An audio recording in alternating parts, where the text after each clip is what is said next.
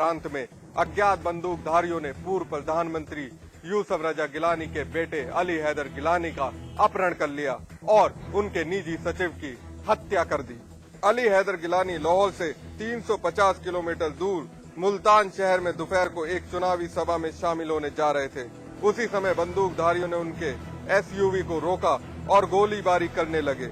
अली हैदर के निजी सचिव की मौत हो गई और 4 अंगरक्षक घायल हो गए।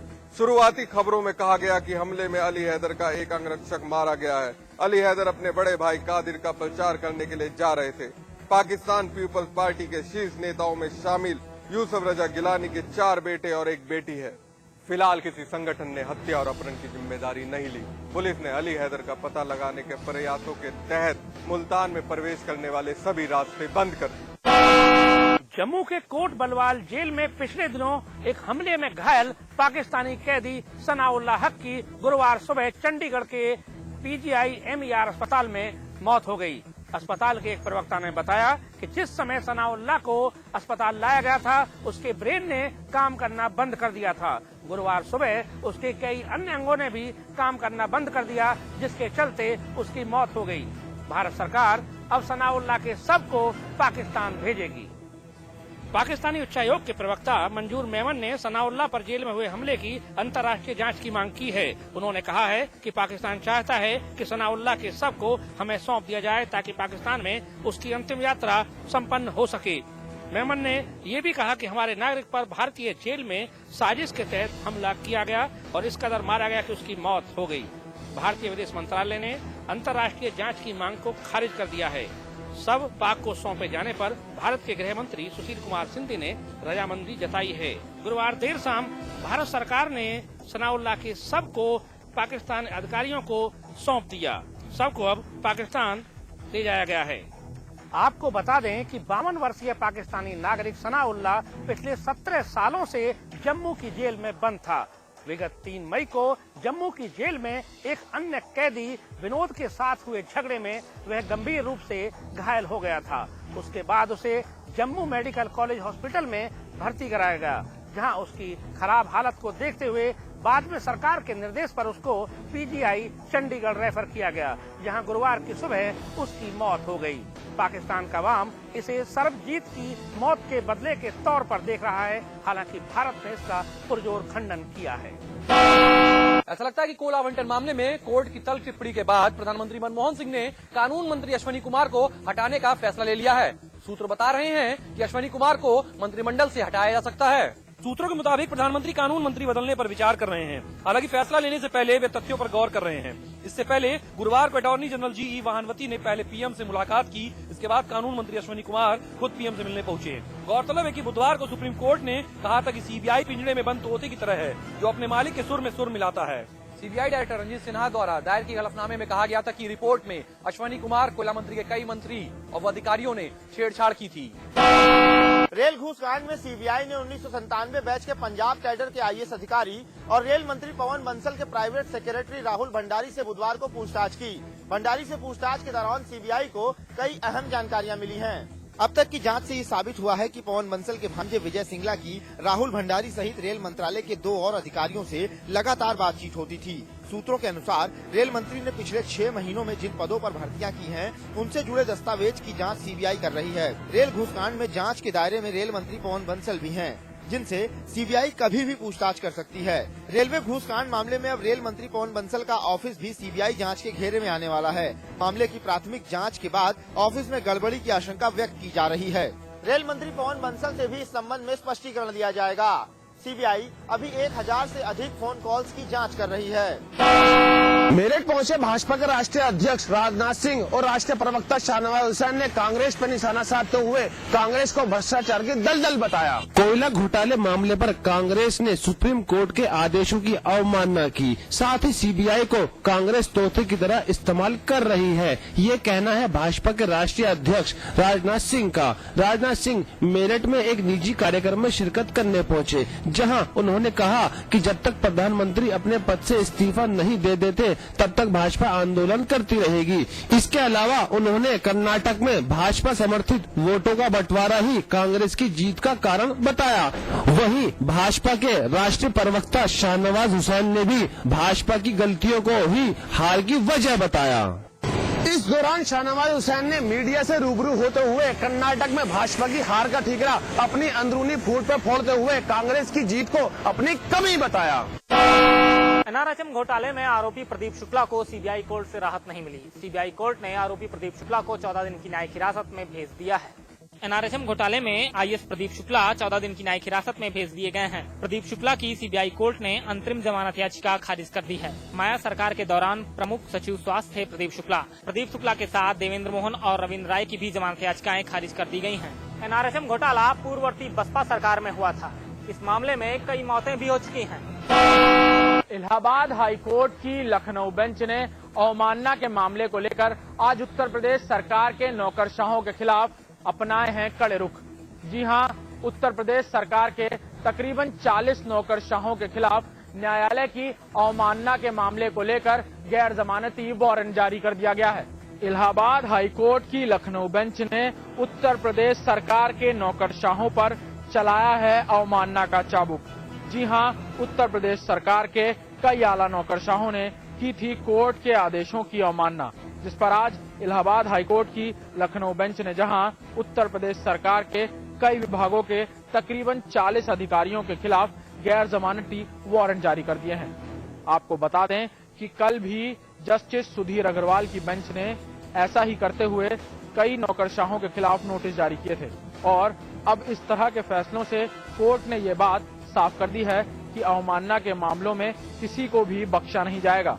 इलाहाबाद हाईकोर्ट की लखनऊ बेंच ने जहां अवमानना के मामले को लेकर कल भी कई नौकरशाहों के खिलाफ नोटिस जारी की थी, वहीं आज गैर जमानती वारंट जारी करते हुए कोर्ट ने अपना रुख साफ कर दिया है कि अवमानना के मामले में किसी को भी बख्शा नहीं जाएगा। लोक निर्माण मंत्री शिवपाल सिंह यादव ने इटावा का दौरा किया। इस दौरान उन्होंने जिला कारागार का औचक निरीक्षण किया। निरीक्षण के दौरान कई खामियां पाई गई। शिवपाल करीब 2 घंटे तक निरीक्षण करते रहे। इसके बाद शिवपाल ने मीडिया से बात की। उन्होंने बताया कि अंदर कैदियों की परेशानियों को सुनने के बाद जेल के अंदर खामियां पाई गई। साथ ही उन्होंने अधिकारियों को चेतावनी दी। शिवपाल सिंह यादव ने कहा कि जल्द जेल खामियों को दूर नहीं किया गया तो अधिकारियों के खिलाफ कठोर कार्रवाई होगी। प्रियंका गांधी अपने रायबरेली के 2 दिवसीय दौरे के दौरान शहर कांग्रेस कमेटी के साथ साथ जिला कार्यकारिणी के सदस्यों के साथ बैठकर समीक्षा बैठक। प्रियंका गांधी रायबरेली के कांग्रेसियों की समीक्षा बैठक और शहर कांग्रेस कमेटी के गठन की प्रक्रिया के तहत वार्ड अध्यक्षों की परीक्षा लेकर वापस दिल्ली लौट गयी। बैठक में भाग लेने वाले पदाधिकारियों की माने तो प्रियंका गांधी ने जिले भर के उन कांग्रेसियों से मिली जिनको अपने अपने इलाके में पार्टी की नीतियों एवं केंद्र सरकार द्वारा जनहित के लिए चलाई जा रही योजनाओं के बारे में बताने की जिम्मेदारी दी गई थी। प्रियंका ने बारी बारी से सभी से विस्तार से जानकारी ली। पार्टी कार्यकर्ताओं के साथ बैठक करने के बाद प्रियंका अब गाँव का दौरा भी करेंगी। कहते हो कि लखनऊ की मेट्रो रेल इस बात का खाका हुआ तैयार। मुख्य सचिव जावेद उस्मानी की अध्यक्षता में एलडीए ने पेश किया प्रेजेंटेशन। राजीव अग्रवाल के नेतृत्व में बनी है मेट्रो सेल। लखनऊ महानगर में मेट्रो के सफर की कवायद शुरू हो गई है। मुख्यमंत्री ने भी अपने बजट भाषण में मेट्रो को जल्द शुरू करने के लिए कहा था। इसके बाद अधिकारियों का एक दस्ता हैदराबाद और अहमदाबाद में रैपिड ट्रांसपोर्ट सिस्टम का जायजा लेने गया था। महानगर में ये प्रोजेक्ट हॉस्पिटल और शिक्षक संस्थानों को जोड़ेगा। इसके अलावा मेट्रो का अलाइनमेंट इस तरह से किया गया है कि लखनऊ की खूबसूरती पर भी कोई असर न पड़े। 15 दिन बाद एक बार फिर से बैठक होगी जिसमें उन सारे बिंदुओं पे गौर किया जाएगा कि शहर में जब मेट्रो का काम शुरू हो तो ट्रैफिक कम बाधित हो। देश के राष्ट्रपति पहुंच रहे हैं लखनऊ। महामहिम राष्ट्रपति भीमराव अंबेडकर विश्वविद्यालय में दीक्षांत समारोह में हिस्सा लेंगे। इसके साथ ही वो देश के पहले इनोवेशन क्लब का भी उद्घाटन करेंगे। इस क्लब के जरिए उन आविष्कारों को बढ़ावा दिया जाएगा जो स्थानीय वैज्ञानिकों ने बनाए हैं और आम लोगों के लिए उपयोगी हैं। राष्ट्रपति प्रणब मुखर्जी डॉक्टर भीमराव अंबेडकर विश्वविद्यालय के दीक्षांत समारोह में शिरकत करेंगे। पहले राष्ट्रपति बेहतरीन प्रदर्शन करने वाले छात्रों को मेडल देंगे। इसके बाद देश के पहले इनोवेशन क्लब का उद्घाटन करेंगे। इसकी प्रदर्शनी भी देखेंगे। दिलचस्प बात यह है कि समारोह में आने के लिए राष्ट्रपति ने एक शर्त रखी थी। शर्त ये कि यूनिवर्सिटी एक इनोवेशन क्लब खोले जिससे विज्ञान के आविष्कारों को बढ़ावा दिया जा सके। यूनिवर्सिटी ने शर्त मानी और ऐसा ही क्लब शुरू किया। अब इसका उद्घाटन खुद राष्ट्रपति करने आ रहे हैं। इस इनोवेशन क्लब की कमान सौंपी गई है प्रोफेसर M.Y. खान को। अपनी अपनी डिग्री कोर्सेज में बेहतरीन प्रदर्शन करने वाले 68 स्टूडेंट्स को राष्ट्रपति अपने हाथ से मेडल देंगे। इस कार्यक्रम में राष्ट्रपति के साथ गवर्नर, मुख्यमंत्री और केंद्रीय मानव संसाधन राज्य मंत्री जतिन प्रसाद भी रहेंगे। उत्तराखंड में अफसरशाही के बाद मंत्रियों के विभागों में फेरबदल किया जा सकता है। खुद मुख्यमंत्री विजय बहुगुणा ने इस बात का इशारा किया है। उनका कहना है कि उपयोगिता और जरूरत के मुताबिक उनके विभागों में तर्कसंगत बदलाव किया जा सकता है। नगर निकाय चुनाव निपटने के फौरन बाद मुख्यमंत्री ने आलोक जैन की छुट्टी करके सुभाष कुमार को मुख्य सचिव बनाया। इसके अलावा कई आला अधिकारियों के विभागों में भी फेरबदल किया गया, लेकिन अब इसके बाद मंत्रियों के विभागों में भी फेरबदल हो सकता है। खुद मुख्यमंत्री का कहना है कि मंत्रियों की उपयोगिता, कार्यक्षमता के आधार पर उनके विभागों में तर्कसंगत बदलाव किया जा सकता है, जिसका मकसद राज्य के विकास कार्यों को और गति देना है।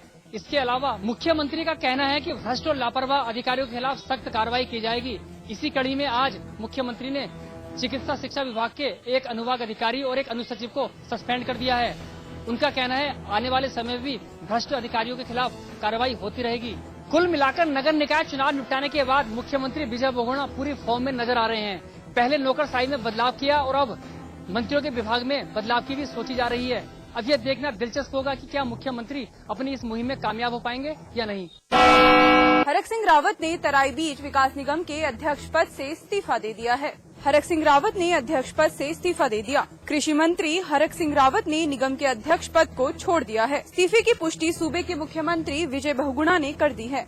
आपको बता दें कि बीपी पांडे होंगे तराई बीज विकास निगम के नए अध्यक्ष। हरक सिंह रावत ने सीएम विजय बहुगुणा को अपना त्याग पत्र सौंप दिया है। गौरतलब है कि कृषि मंत्री रहते हुए तराई बीज एवं विकास निगम के अध्यक्ष पद पर हरक सिंह रावत की नियुक्ति हुई थी, जिसे बीजेपी ने लाभ का पद बताते हुए गलत ठहराया था।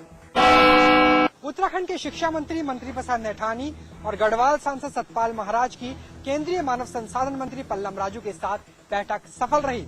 इसके बाद उत्तराखंड में शिक्षकों की भर्ती का दौर जारी रहेगा।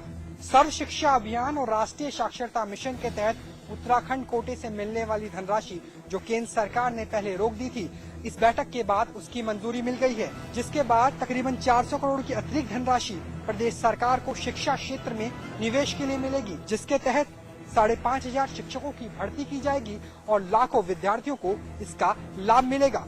उत्तराखंड शिष्टमंडल की बैठक के बाद केंद्रीय मंत्री पल्लम राजू ने इस बात की भी सांकेतिक सहमति दे दी कि प्रदेश में शिक्षा के क्षेत्र में होने वाले निवेश के 90% धनराशि केंद्र सरकार मुहैया कराएगी। दिल्ली और नोएडा को जोड़ने वाले डीएनडी टोल पर भारतीय किसान यूनियन के कार्यकर्ताओं ने जमकर हंगामा किया।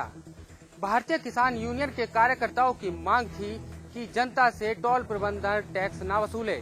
किसान नेता राकेश टिकैत की अगुवाई में सैकड़ों किसानों ने डीएनडी टोल पर जमकर हंगामा किया। जब डीएनडी प्रबंधन ने किसानों की बात नहीं सुनी तो किसानों ने डीएनडी पर लगे बैरियर को उठाकर लोगों को बिना टोल टैक्स दिए ही जाने दिया।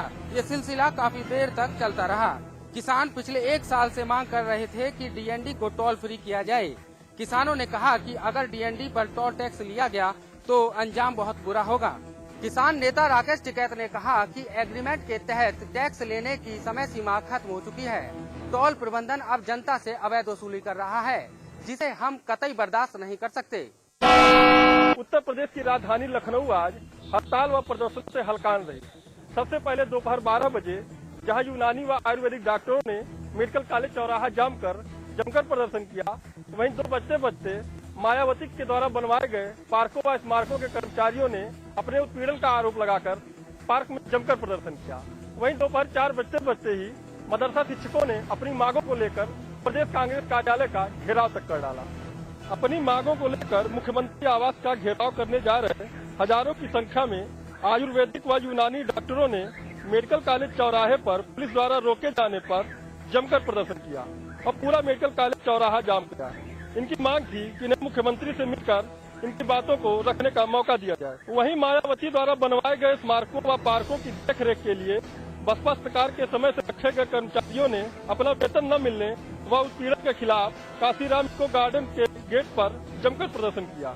कर्मचारियों का आरोप था कि उन्हें पिछले जनवरी से वेतन नहीं मिला है और उनका उत्पीड़न भी किया जा रहा। वहीं मानदेय न मिलने से नाराज मदरसा शिक्षकों ने आज केंद्र सरकार की नीतियों व राहुल गांधी के खिलाफ लखनऊ कांग्रेस मुख्यालय के बाहर जमकर नारेबाजी की।